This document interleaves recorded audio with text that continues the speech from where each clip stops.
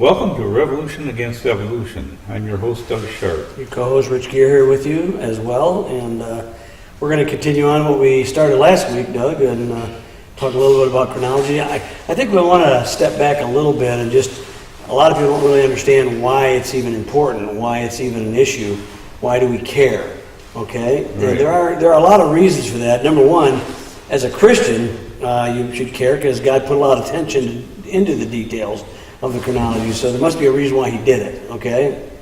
But I wrote a little paper here, Doug, and it's just like, what's interesting about chronology from the scriptural standard is like, you know, when I took Western civilization classes, it's interesting, they have these great ages for when man evolved and all this kind of stuff. Right. But when you really got right down to it, suddenly everything started happening about the Western, you know, the Sumerian Valley and, you know, Mesopotamia, and you know, you basically haven't got a timeline much more than what the biblical timeline is as far as history.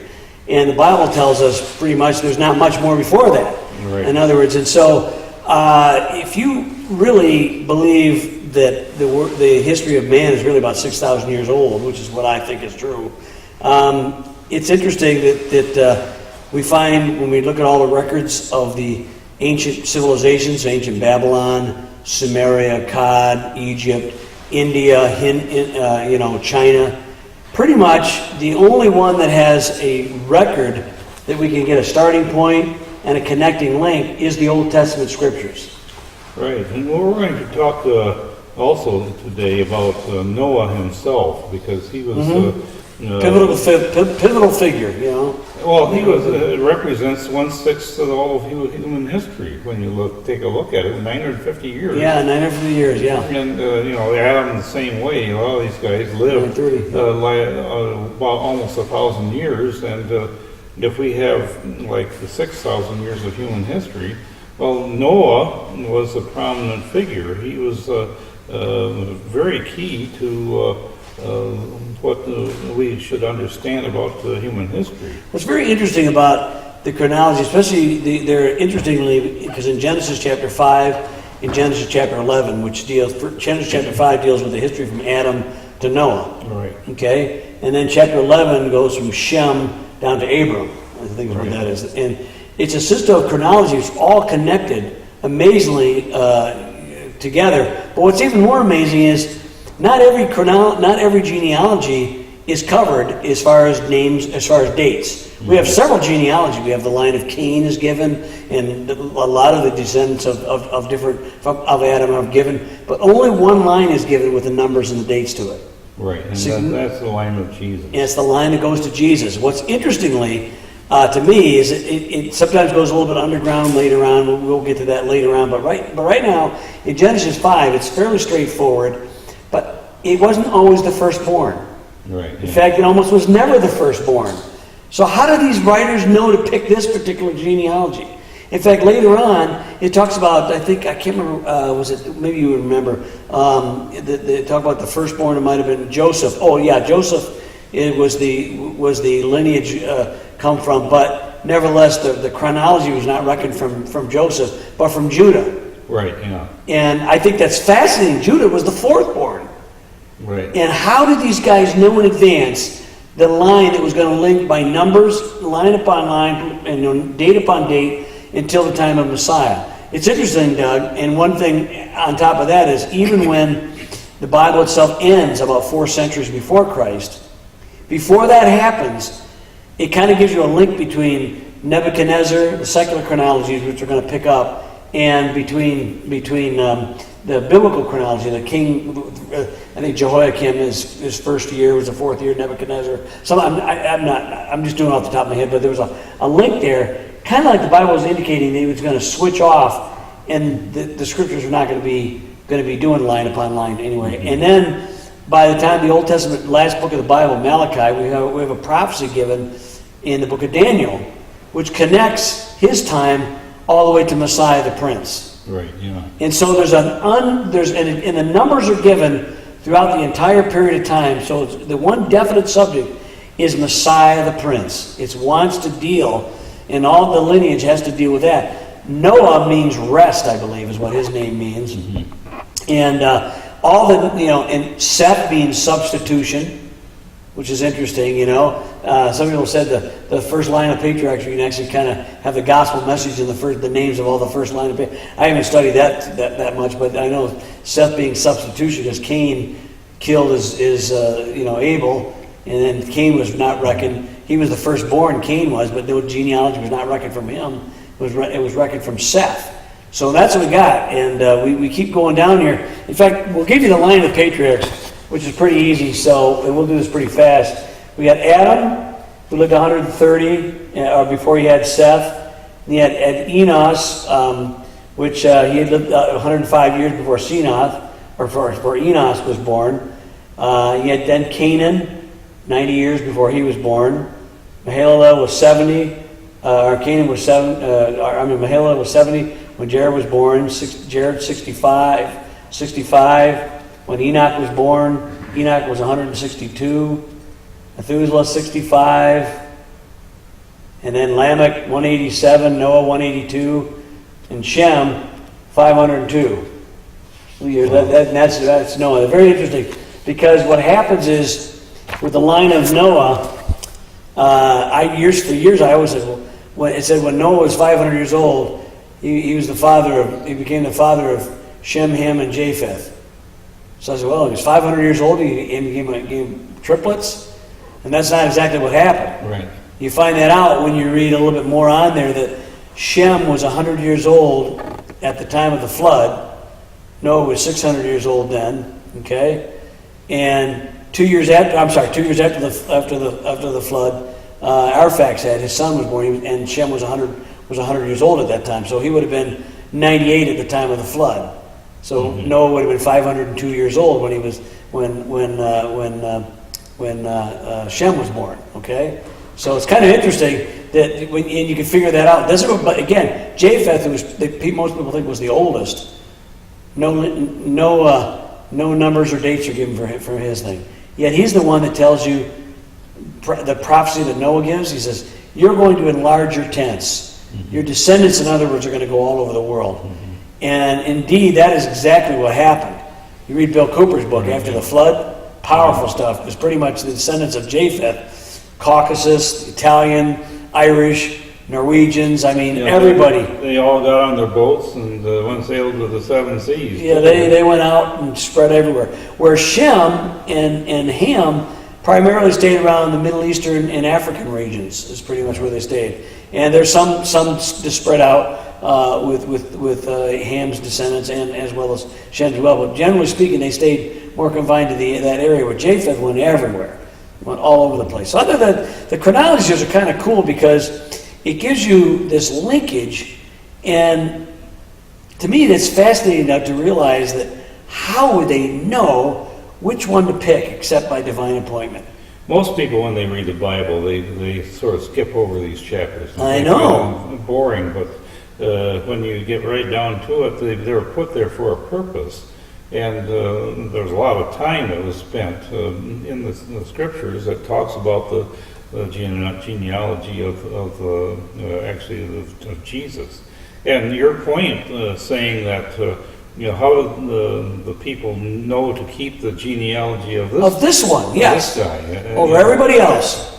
And I have actually found the original spreadsheet that I used to plot this out back years ago. This has probably been 15 or 18 years ago that I put this together. And like I said last time, I was nervous when I did that. Yeah, because I said to myself, well, let's suppose that this doesn't come out quite right, and if the genealogy actually spans past the flood, well, then we've got to have to explain that away in terms of the Bible. Yeah, you say, is there a good explanation?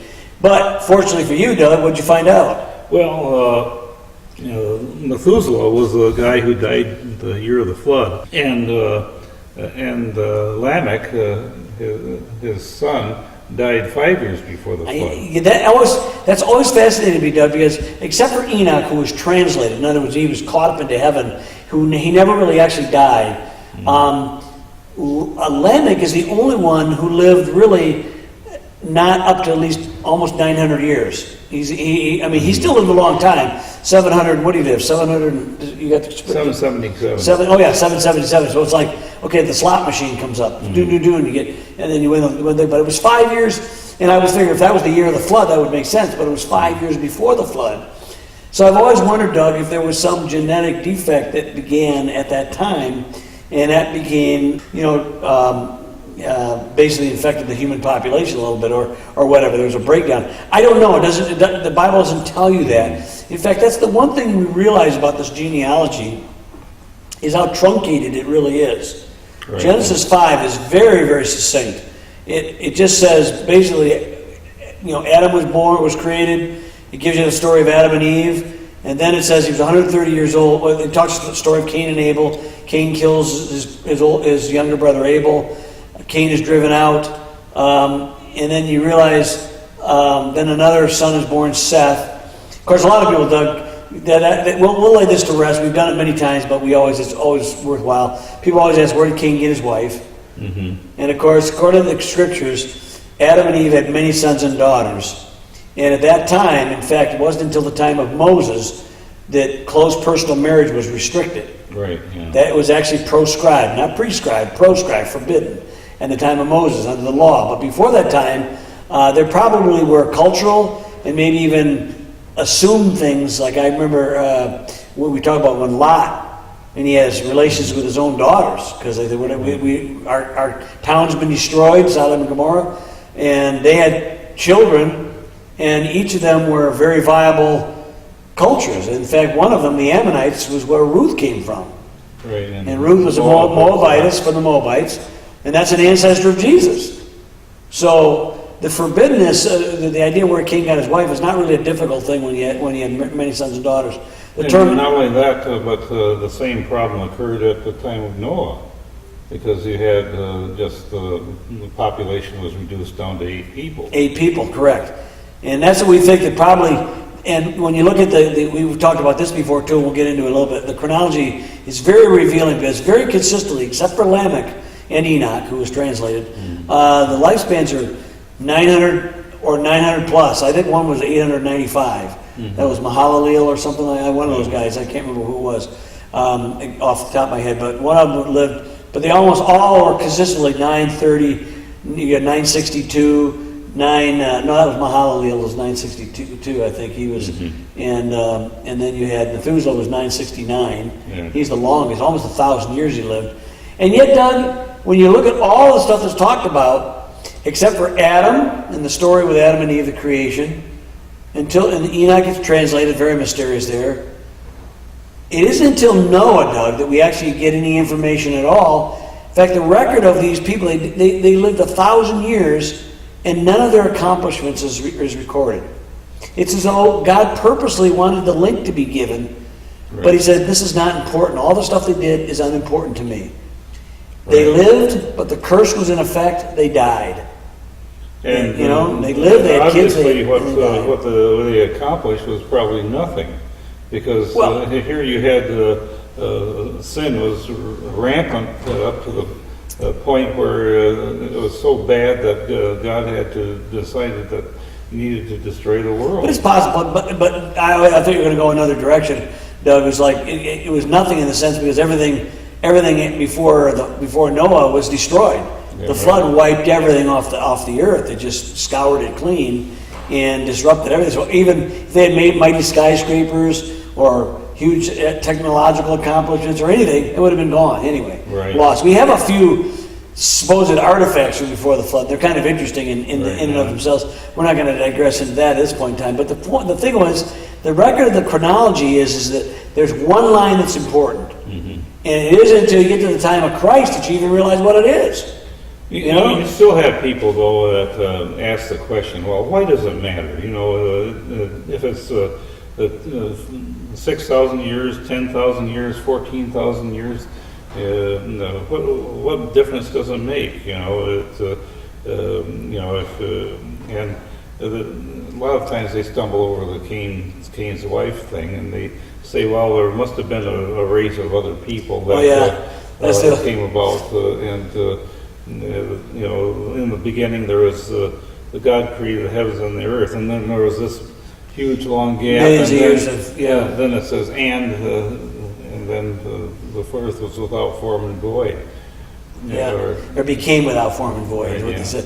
In other words, usually that's the so-called gap theory, which is primarily, Doug, you and I both had some more respect for that, but at least it made an attempt to try to understand how you could have deep time, and yet the biblical record seems to indicate a very short period of time. We've since then come, we don't There's really a need real that. temptation to dismiss the whole evolution thing and put it over on the side as a side issue and cover it up with fairy dust and. Well, I tell you, my own sister used to ask me. She didn't really ask me until she was kind of put in her face one time. But she never really understood why I spent so much time on this subject. And many people out here, and many people out in the audience might wonder as well. But then she ran into I think it was 2 or 3 people that week at Michigan State University. And I think 2 of them at least had lost their faith because of the evolution issue, Right. and one was struggling because of that same very. And she goes, I just never had a glimpse. A lot of people, especially if you're in the church, don't think it's very important because it seems to be esoteric and cerebral. Yet God put a lot of time in getting these facts down so that we could have a record. And to me, I sort of err on the side of whatever God thinks is important. I'll spend time on that. Okay. Yeah, right. And so I try to do more spending and time on those kinds of subjects. And he spends a lot of time. In fact, there's a whole lot of information dealing with chronological information, and it's all linked. It's fascinating. It's interesting as an intellectual exercise, but what's fascinating, Doug, there are things in the chronology and the dates that are given. For instance, I'll give you a little, typology, for instance, works because of chronology. There's a great symbol of the Ark of Noah. Okay? Ark of Noah lands on the 17th day of the 7th month. Okay? What's very fascinating about that is the 7th month was originally the first month. It was changed in the time of Moses. Okay, that was the beginning of the year. In fact, that's why Archbishop Usher thought the creation was in October. Okay, because the creation would have been September, October. There's a certain reason why he actually had such a specific date. Dr. Floyd Jones talks about some of that stuff. It's kind of fascinating. Whether it's right or not, I think there are other problems, but that's neither here nor there. But the 17th day of the month, we're told the ark landing on Mount Ararat. That's a symbol, if you will, of the resurrection, of which baptism is an antitype. Okay, Right. For the flood, they went through this ark, which is symbolic of Christ, and then they come out through death, and they come into a new world. Okay? What's fascinating, Doug, is 1,000 years later, Moses, in his Passover festival, the Passover lambs, on the 14th of the month of Nisan, the lambs are killed. So you got 3 days. You got 3 days for the symbol for the resurrection, for the symbol of the crucifixion. Yet the resurrection symbol is given first. Wow. Okay. You see what I'm saying? This is why it's fascinating. There's a lot of stuff like that. I'm just scratching the surface on it, but we were. One of the things that I want to point out is that this all points to Jesus, and I had a little experience this weekend, which is pretty interesting. That where I woke up from a dream, and in this dream was a friend of ours. His name is Lawrence. we've actually had him on our shows in the past. It's Yeah. been a while, but yeah. Yeah, he's been a friend of ours for a number of years. And Lawrence, I saw in the dream Jesus with his arms around him, embracing him, and just holding on to him for a very long time. And when I woke up, I decided I was going to email him and give him a little bit of encouragement. And I told him about what I saw in the dream. And he said that it was very timely because his father just passed on. Yeah. And he had a breach with his father where he hadn't spoken with him for 8 years. Apparently they are strange for some reason. Yeah, and he, when you went up to the hospital to visit him, he refused to see him. And so he was really hurting at that point in time. But this is something the Lord gave me to give to him, that how much the Lord loved Lawrence, and how special he is to him.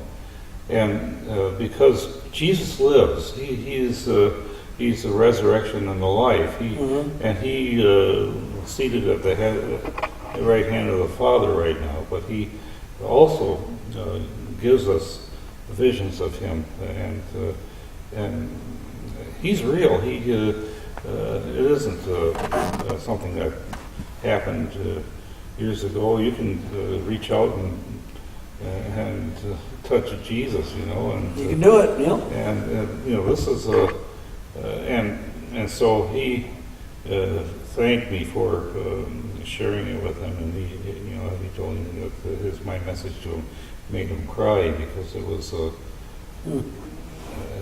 just a reassurance that how much God loved him. But it's this relationship with Jesus that is actually tied with the story of Adam and Eve and with Noah. Right.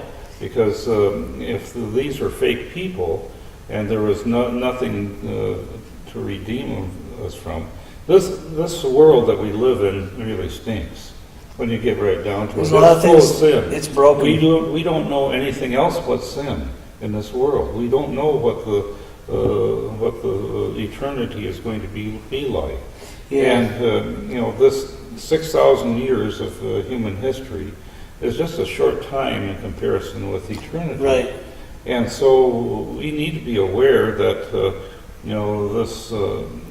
this time that we have on this earth is short, and it's something that we will be able to be redeemed from in the next life. Yeah, I mean, I know, what's the old adage, nobody gets out of this life alive? Right. So if you spend all of your time only on this life, you're going to be sadly disappointed when you're like 85 years old, or 90, or even 100, or whatever it is, and suddenly it's over, and you realize that the real essence of what you are is not the date, not the dash between the birth date and the death date on your tombstone. It's what happens after the death date. Exactly. And that's the real thing. And that's what it's why we spend all this time. We try to remove obstacles, Doug. And we're making a presentation tonight a little bit. It's a little common. We didn't go into everything we could have done. But the fact of the matter is that everything was laid out, line upon line, precept upon precept, so that we could get a glimpse and understanding, a grasp of what our Creator is about, and how much He loves us. Like you talk about Lawrence, that's the way His hand is reaching out and wants to hold His creation all the time. The amazing thing to me about God is He gives the gift of His Holy Spirit to everybody, yet most people don't avail themselves of it, and so they're lost.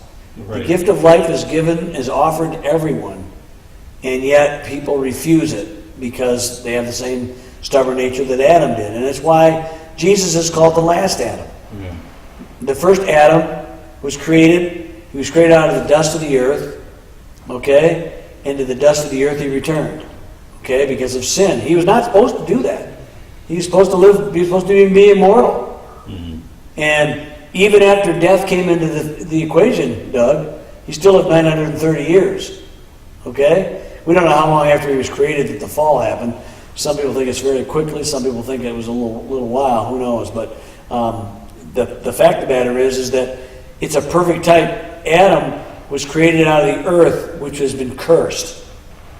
Jesus took on the guise of sinful flesh, the earth. He took that.